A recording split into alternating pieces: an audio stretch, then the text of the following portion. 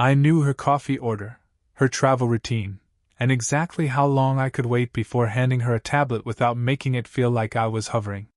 That was my job. Stay useful. Stay quiet. Be there before she had to ask. Her name was Jessica Stewart, and in our office people changed the way they stood when she walked in. She ran the company like she was late for something bigger than everyone else. Sharp suits, clean sentences, no wasted movement. I'd been her executive assistant for 11 months, and in that time I'd seen her smile maybe 4 times, and never for long. That morning we were on a charter flight headed to a resort town for a 2-day investor retreat. Private cabin, leather seats, a polished table between us, the kind of trip that looked glamorous until you were the one organizing every file, every meal, every car at the other end. She was across from me in a dark blazer, reading a deck I'd updated at 2 in the morning. Page 17 still has the old margin notes, she said without looking up. I opened my laptop so fast I almost knocked my own phone to the floor. I fixed those in the final copy. You sent 3 final copies. I checked the file names, already feeling heat crawl up my neck. The one labeled Stewart_RT_final 2 is the current one. She finally looked at me. Calm, cool, already tired of this. There should not be a final 2. I gave a tight nod. Understood. That was her. Even at 30,000 feet, she could make a man feel like he was standing outside her office waiting to be called in. The pilot's voice came through the cabin a few minutes later, too casual at first. A small delay. Some rough air ahead. Nothing to worry about. Jessica didn't react. She just turned a page and asked me to pull up the acquisition numbers from Q3. Then the plane dropped. Not a little bump. Not turbulence. A sudden, stomach-emptying drop that snapped my seat belt tight across my waist. My laptop slid off my knees. One of the glasses in the side cabinet shattered. Jessica grabbed the armrest, hard enough that her knuckles went white. The cabin lights flickered once. Twice. I looked toward the cockpit door. What was that? She answered before the pilot could. Stay seated. Another drop hit, worse this time. The whole aircraft gave a sick sideways shudder, and an overhead panel popped open. A bag came down. Papers lifted off the table and scattered like birds. Then the pilot's voice came back, and this time there was no smooth tone left in it. We're having a systems issue. I need you both strapped in now. Both of us already were. Jessica's chin lifted, but I saw it then for the first time, not fear exactly, but the crack in the image. The tiny moment where control didn't reach. The engine noise changed. I'm not a pilot, but even I could hear something was wrong. It went uneven, rough, like the aircraft was trying to keep itself together by force. Jessica looked at me and said, very clearly, "Get the emergency kit." I stared at her. Now? Yes, now. I twisted in my seat, reached behind, found the small kit shoved near the rear storage compartment. My fingers were shaking by then. The plane dipped again and I slammed shoulder first into the cabinet before I got back into my seat. Outside the window there was no city, no runway, nothing useful. Just green. Thick, endless green broken by rock and dark water flashing somewhere below. We're not near the airport, I said.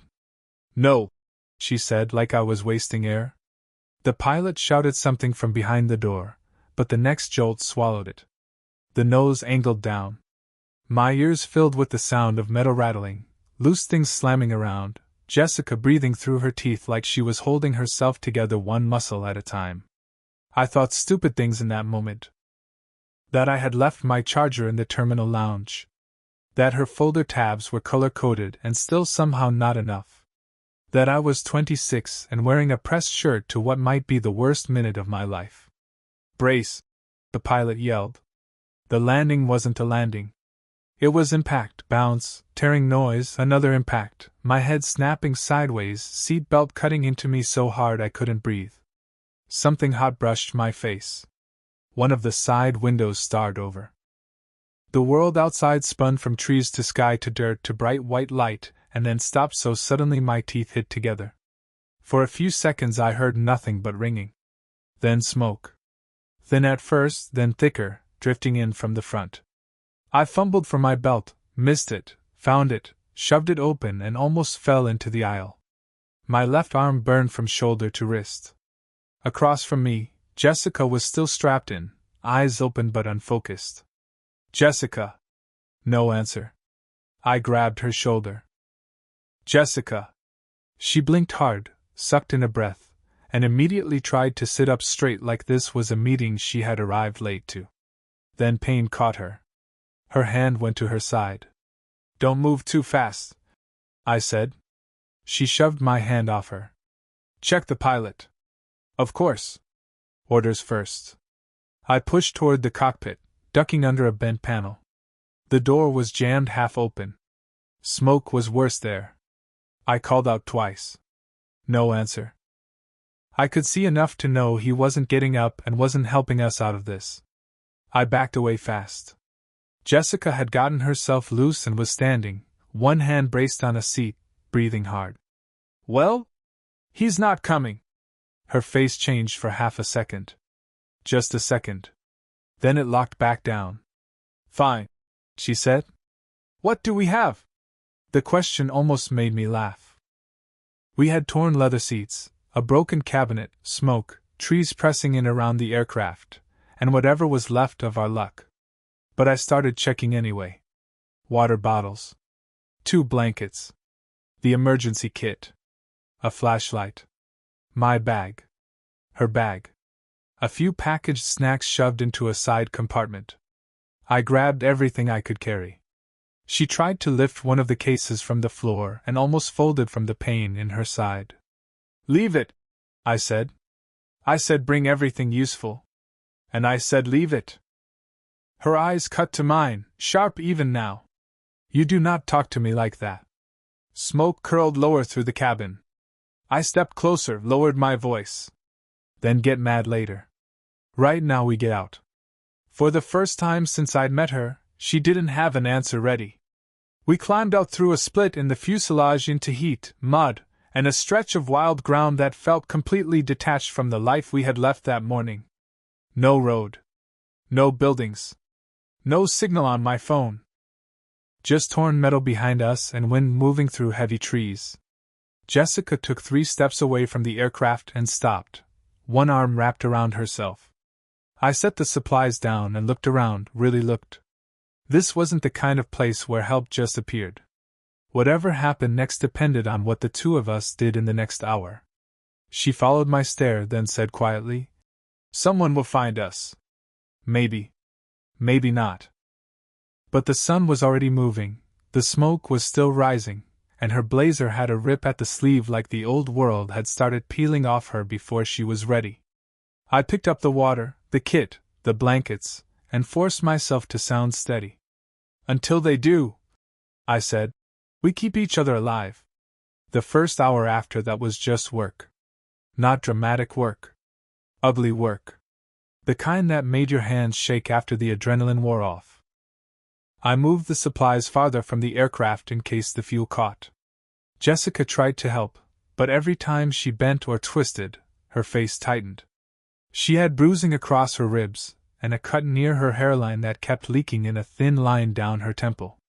My left arm hurt like hell, but it worked, so that automatically made it less important. We should stay close to the wreck, she said while I dragged one of the blankets and the emergency kit under a patch of trees. If they're searching, that's where they'll look.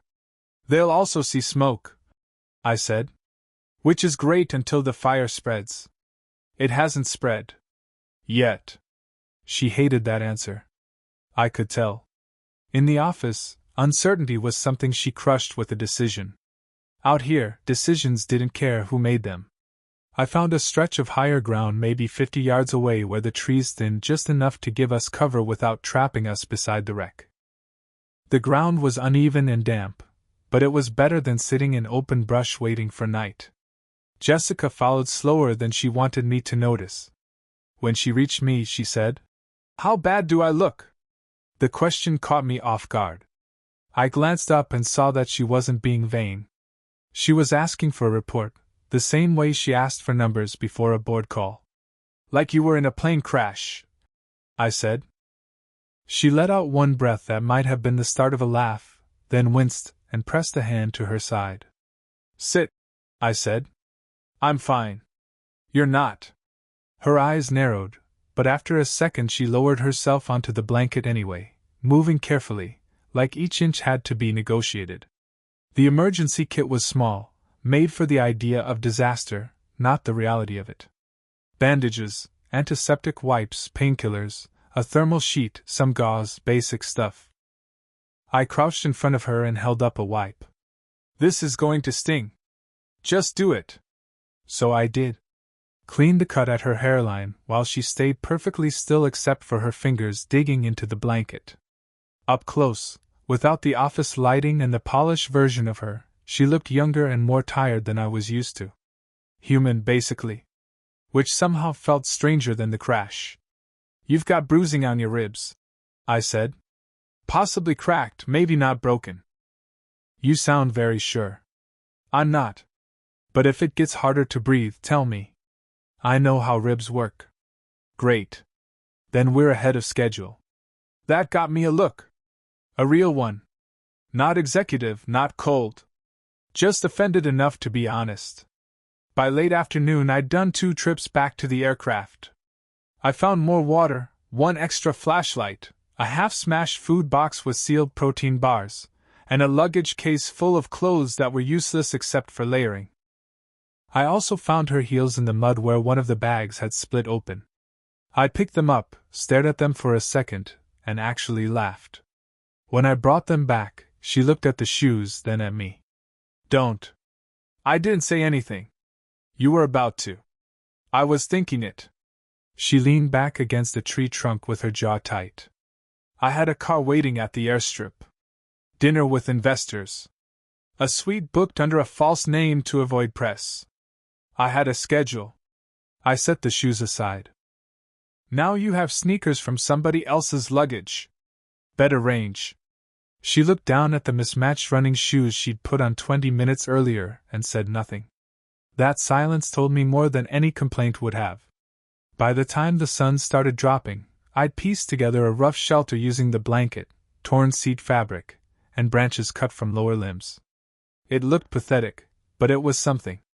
Enough to block wind if the weather held. Jessica watched me work for a while before saying, "You've done this before?" "No." "Then how do you know what you're doing?" "I don't," I said. "I'm just trying things that seem less stupid than the other options." She pulled the thermal sheet tighter around her shoulders. "That is not reassuring. It's all I've got." We split half a protein bar each and made ourselves drink water more slowly than we wanted. Hunger came fast once the shock wore down. So did the quiet. Night in a place like that is different. Not peaceful. Loud in a way that reminds you how small you are. Insects. Wind. Movement in brush you can't identify. The wreck still visible through the trees like some torn-up piece of another life. "I keep thinking I hear engines," she said. I was sitting near the entrance of the shelter with the flashlight off to save battery. "Me too." "You don't have to say that just to make me feel better." "I'm not." That shut her up for a minute. Then, softer, "Do you think they know where we went down?" I stared into the dark. "I think they know we disappeared." Not the right answer, maybe, but the real one. She pulled her knees closer, then hissed under her breath at the pain. Instinct made me move toward her before I thought about it. "Easy. I am not fragile." "No," I said. "You're injured." Her face turned toward mine in the dark. For a second I thought she'd snap at me again. Instead she said, almost flat, "I hate this." That was the first completely unguarded thing I'd ever heard from her. "I know." "No, you don't." Her voice tightened. "I hate needing help. I hate not knowing what happens next. I hate that I can't stand up without thinking about it first." There it was. Not fear of dying. Fear of helplessness. I sat beside her, not too close, just enough. Then be angry. Just don't waste energy pretending this is manageable. She looked at me for a long second. You've changed. Not really. Yes, really? You used to apologize before disagreeing with me. Yeah, I said. Well, the office burned down for me when the plane hit the ground. Her mouth twitched at that. Tiny. Tired. But real. Sometime after midnight the weather turned. I heard it first in the trees, a hard rush of wind, deeper than before. Then colder air. Then rain, sudden and heavy, slamming through the canopy so fast it sounded like gravel. I lunged to hold one side of the shelter down as the blanket snapped and twisted. Grab that corner! I shouted. Jessica was already moving, pain or not. She caught the loose edge, but another blast of wind tore one of the branch supports straight out of the ground. Rain poured in. Our bags tipped. One of the water bottles rolled into the mud. Damn it! I muttered, trying to brace the frame. The next gust finished it. The whole thing collapsed sideways, fabric, branches, everything, dumping cold rain over both of us. For 1 second we just stood there getting soaked, staring at the wreck of the only safe thing we built. Then Jessica said, in a raw voice I had never heard from her, "You said this would hold?" I said it was better than nothing. Well, apparently it was nothing. I almost fired back. I almost told her to build the next one herself. But she was shaking, rain running down her face, hair plastered to her skin, one arm wrapped around her ribs like she could keep herself together by force. So I swallowed it. "Come on," I said. "We move." "To where?" I grabbed the bags and the remaining blanket. "Anywhere less exposed than this." She didn't argue after that. Maybe because she was too cold. Maybe because the storm had finally done what the crash started. It had taken the last bit of structure and ripped it apart in front of us. We pushed through the dark toward a rock shelf I'd noticed earlier uphill, half hidden by trees. By the time we reached it, we were drenched, muddy, and breathing hard. But the stone curved out just enough to give us cover from the worst of the rain. I spread the blanket beneath us on the driest patch I could find. Jessica lowered herself down beside me and for once didn't pretend she was fine. Her teeth were chattering. I looked at the rain beyond the rock edge, then at her soaked clothes, then at my own. There weren't a lot of good options left. "We need to stay warm," I said. She understood immediately. I could see it in her face. The hesitation. The pride. The reality winning anyway. After a second, she gave one short nod. So I sat beside her, pulled the blanket around both of us, and she leaned into me because there was no room left for dignity. Her shoulder against my chest. My arm around her to keep the blanket tight. Both of us staring into the storm like it had personally insulted us. She was silent for a long time before speaking. "This cannot be how we die." I tightened my hold on the blanket. "No. You don't sound certain." "I'm not certain about anything anymore." Another pause. Then she rested a little more weight against me. Neither of us said it out loud, but we both knew the truth then. The first camp was gone. The easy hope was gone. Whatever got us through this was going to be harder, uglier, and much more personal. By morning the storm had passed, but it left everything worse. The ground around the rock shelf was slick and cold, our clothes were still damp, and the little pile of supplies we'd managed to save looked smaller than it had the night before. We ate half a bar each without speaking. Jessica sat with her back against the stone, hair still messy from the rain, both hands wrapped around the bottle, while she took tiny careful sips. She looked nothing like the woman who ran meetings with 20 people too nervous to check their phones. Not weaker. Just stripped down. Real. "We can't stay here," I said. She gave a tired nod. No argument. That alone told me how far things had shifted. We spent the next few hours moving carefully through the area around the wreck, taking what was left that mattered. More packaging that could keep things dry.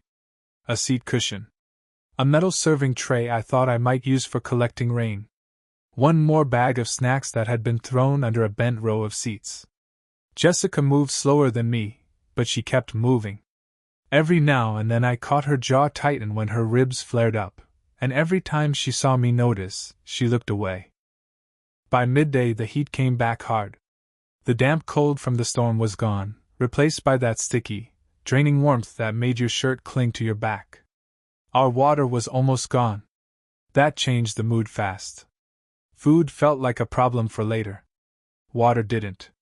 There has to be a stream nearby, I said, scanning the slope below the trees. Low ground, maybe north of here. You're guessing? Yeah. She pushed herself upright from the rock shelf and brushed dirt off her borrowed pants. Then we stay together. I looked at her.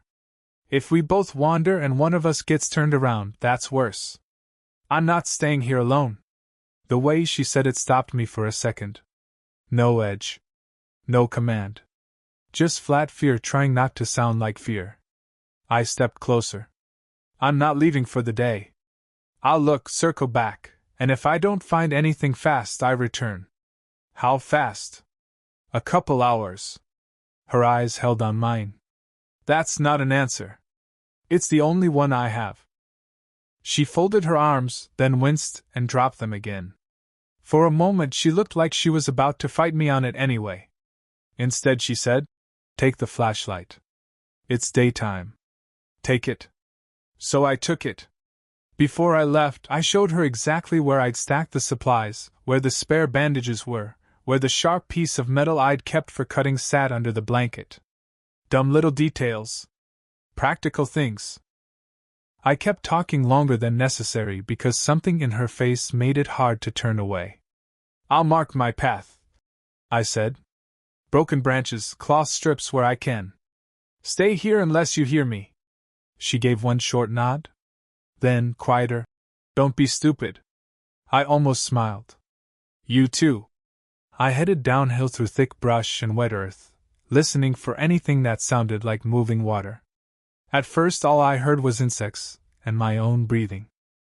Then birds lifting out of branches when I got too close. Then nothing but the crack of undergrowth under my shoes. I found a shallow gully about 40 minutes out, but it was mostly mud. Kept going. The heat got heavier. My shirt stuck to my back. My arm ached every time I shoved branches aside. Twice I thought I heard water, and twice it turned out to be wind moving through leaves. After a while, time got slippery. I knew I should turn back before she started to panic, but every step without water felt like failure. Then finally, faint and uneven, I heard it. Not much. Just a light trickling sound somewhere ahead. I pushed through another stand of brush and found a narrow stream cutting between rocks, shallow but moving. Clean enough to matter. For a second I just stood there staring at it like I'd imagined it. Then I dropped to a crouch, laughed once under my breath, and started figuring out how to carry as much as I could back without wasting time. By the time I turned around, the sun had shifted more than I wanted. I moved faster on the way back and paid for it. Slipped once on a wet slope, slammed my knee into a rock, got turned half around near a fallen tree and had to backtrack to one of my own cloth markers. Every minute I lost, I pictured Jessica alone under that stone shelf, listening for me, watching the trees. When I finally broke through the brush near camp, she was on her feet before I even called out. She looked awful. Pale, tense, eyes wide in a way I had never seen on her. For 1 second she didn't move at all, like she needed to make sure I was real. Then she came straight toward me. "Where were you?" Her voice cracked on the last word. "You said a couple hours." "I know. You were gone forever." "I found water." She stared at the bottle and the tray I was carrying like they were proof of something bigger than survival. Then she looked back at me, and whatever had been holding her up all day just gave out. She grabbed my shirt with both hands and pressed her face hard against my chest. I froze for half a second, then wrapped my arms around her. She was shaking. Not from cold this time. From the kind of fear that comes after you've already pictured the worst and lived inside it too long. "I thought you were gone," she said into my shirt, voice muffled. "I thought that was it. I'm here. You don't get to do that again." Something in me shifted when she said that. Maybe it already had. Maybe this just made it impossible to pretend otherwise. I pulled back enough to look at her. There was dirt on her cheek, dried blood near her hairline, anger and relief all mixed together in her face. "I'll try not to schedule it," I said. A broken laugh came out of her, and then suddenly she was crying. Not hard. Not dramatic. Just silent tears she clearly hated. She turned away at once, wiping at her face like that would erase it. "Don't," I said gently. "Don't what?" "Act like I didn't see." She stood there breathing hard, shoulders tight. Then she said, without looking at me, "In the office, if anyone ever saw me like this, I'd never forgive them. We're not in the office." "No." She swallowed. "We're really not." I gave her the water first. She drank, then made herself stop and hand it back. We sat under the rock shelf while the afternoon light thinned around us, and for once neither of us rushed to fill the silence. Later, when the dark settled in, she moved close under the blanket before I even suggested it. Her head rested against my shoulder like it belonged there now. After a long, quiet stretch, she said, "Do you know what I kept thinking while you were gone?" "What?" "That if you didn't come back, none of this mattered. Not the company. Not the board. Not the deals. None of it." I turned slightly toward her. She was staring out into the dark, saying it to the night because maybe that made it easier. "And that scared me more than being here alone," she said. My hand found hers under the blanket. She didn't pull away. When she looked at me this time, there was nothing formal left between us. No polished distance. No titles. Just two people holding on to the one thing that still felt solid. She kissed me first. Not carefully. Not like she'd planned it. Like she was tired of stopping herself from reaching for the only thing that had started to feel like safety. I kissed her back, and after that there was no clean line left to step behind. Real love or just the fear of dying? Settle this in the comments. Was it a connection or just trauma? The night, the storm, the hunger, the fear when I hadn't returned, it all seemed to collapse into that one moment where either of us pretended anymore. Under that rock shelf, with the world reduced to darkness, breath, warmth, and the sound of the trees around us, what we had stopped feeling impossible. Out there, it felt like the simplest truth in the world. Rescue came so fast it didn't feel real. 1 minute it was just us under the rock shelf, living hour to hour, talking in low voices, measuring everything by water and daylight. The next, Jessica lifted her head and said, "Do you hear that?" At first I thought it was wind. Then I heard it too. Faint, mechanical, somewhere above the trees. We both stood up too quickly. She grabbed my arm to steady herself, and we stumbled out from under the stone into the open patch beyond the brush. The sound got louder. Rotor blades. A helicopter. For one stupid second I just stared upward, because after all that silence, after all those nights thinking no one was coming, it felt impossible that the world had found us again. "Here!" I shouted, waving both arms. "Here!" Jessica was shouting too. Her voice was hoarse, but she kept going. The helicopter passed once overhead, then banked hard and circled back. I tore the reflective lining from the emergency kit and flashed it up through the clearing. This time they saw us. The noise became everything. Wind slammed through the trees as the aircraft lowered into a rough opening nearby. Men in rescue gear came fast through the brush, calling out, scanning us, checking injuries, asking questions we answered badly because neither of us could seem to think straight. "Any others?" one of them asked. I looked back toward the wreck without speaking. He understood. Hands were on Jessica first because she looked worse. They sat her on a fold-out stretcher, checked her ribs, her head, her pulse. She kept turning to look at me while they worked, like she didn't trust the scene unless I was still in it. "I'm fine," I said when one of them reached for my arm. "You're not fine," he said, and strapped a band around my wrist anyway. Then they started moving us apart. Not far at first. Just enough to load us separately. But even that felt wrong after everything. Jessica reached for my hand as they guided her toward the helicopter, and for a brief second our fingers locked. A rescuer gently broke the contact so he could help her inside. That was the first time the world took her away from me. After that it moved with brutal speed. Hospital lights. Clean sheets. Questions repeated by doctors, police, aviation investigators, then people in expensive clothes who never introduced themselves clearly enough. I was treated for dehydration, bruising, a deep cut along my arm, a damaged knee. I was told I was lucky. I was told to rest. I was told the company was grateful for my professionalism under extreme conditions. That phrase showed up more than once. Professionalism.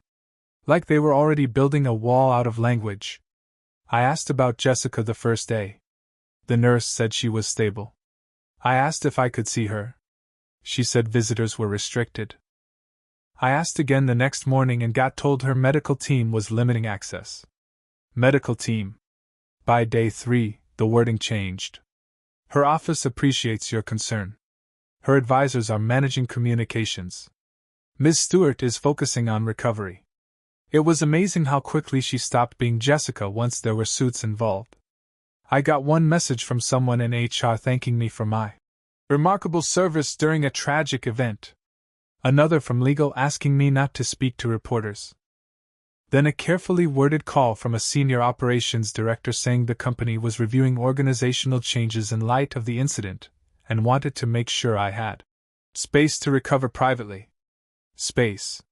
That was the word they used when they meant distance. By the end of the week, I was released from the hospital into a furnished apartment the company paid for temporarily. A car service took me there. On the table inside was a fruit basket, a sympathy card signed by people who had never once spoken to me in the office kitchen, and an envelope with a separation agreement. Not termination. Not exactly. A transition package. Extended benefits. Confidentiality clauses. A note about avoiding public comment to protect all parties from harmful speculation. I sat there staring at the papers with my hospital band still on my wrist and actually laughed once, because it was so clean. So polished. They weren't throwing me out. They were erasing me politely. I tried calling her anyway. Nothing.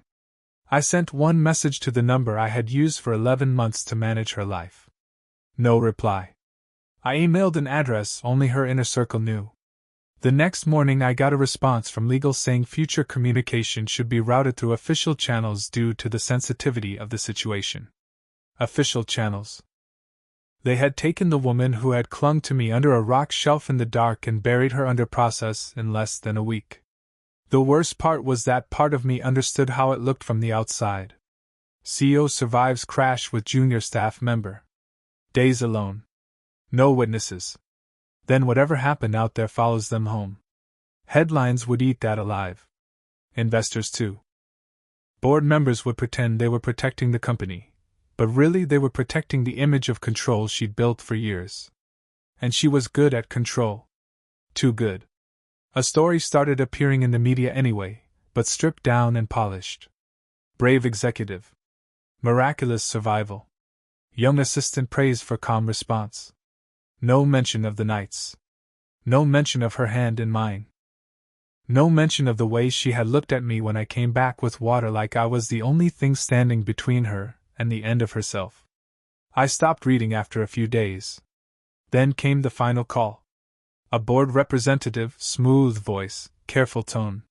He thanked me again for everything I had done for Ms. Stewart during the ordeal. He said the company was prepared to support my next step generously. He said that because of the unique emotional circumstances surrounding survival events, it was important for everyone involved to return to stable structures. I let him finish. Then I said, "Are you done?" A pause. "I believe so. She's not answering because she doesn't want to, or because you're making sure she can't." Another pause, longer this time. "We are all trying to help Ms. Stewart resume her life." Resume.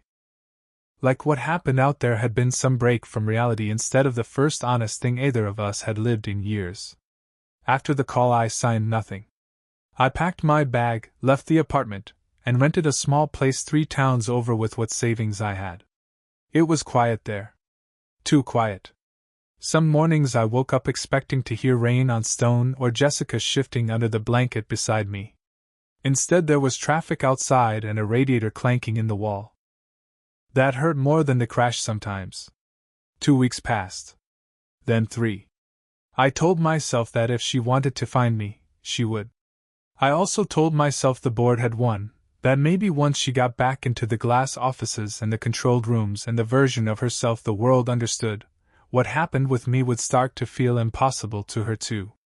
I was making coffee one gray afternoon when someone knocked on my door. Not buzzed. Knocked. I opened it, and there she was. No press. No driver. No blazer sharp enough to cut a room in half. Just Jessica in a dark coat, hair loose, face tired, standing in the hallway like she'd come a long way without being fully sure I'd still be there. For a second neither of us spoke. Then I said, "How did you find me?" "You used to organize half my private life," she said. "Did you really think I couldn't do one thing on my own?" Her voice was steadier than her hands. I noticed that right away. I stepped back and let her in. She walked into the apartment slowly, looking around like the size of it offended the entire board of directors. Then she turned to me, and whatever she had been holding in place on the ride over finally loosened. "They took my phone," she said. "Not literally. Just effectively. My calls were screened. My schedule was rebuilt. Every person around me suddenly had a reason I shouldn't be alone, shouldn't travel, shouldn't make emotional decisions." She laughed once, bitter and tired. One of them actually used the phrase trauma distortion. I leaned against the counter, not trusting myself to move too fast. And I listened longer than I should have. Her eyes stayed on mine. I told myself I was protecting something. My position. The company. Stability. All the things I've spent years building. She took one step closer.